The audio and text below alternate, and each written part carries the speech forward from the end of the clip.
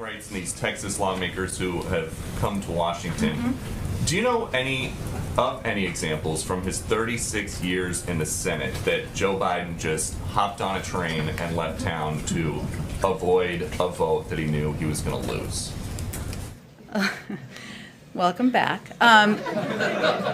Look, I think that the president's view is that these Texas legislators were making a statement through action in opposition to efforts in their state to oppose restrictions on people's fundamental rights and their rights to vote in their state.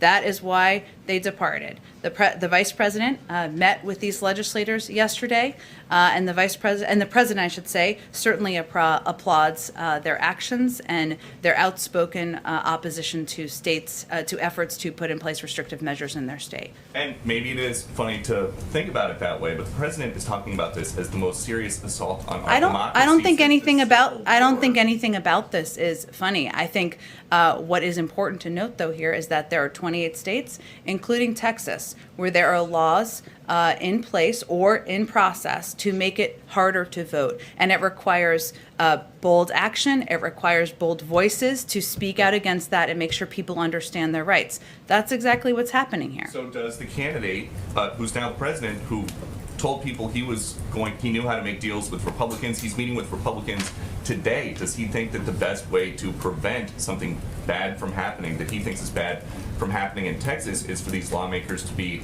hiding out in a different state, or for them to go back and sit down at the table? The president fundamentally believes you should work together in areas where you can find agreement, as he is on the bipartisan infrastructure framework that is going to help rebuild roads and rails and bridges around our country. And also that you should be outspoken where you have concerns about affronts to democracy. That's what he did yesterday, and that's what these legislators are doing now. Lucid Chart presents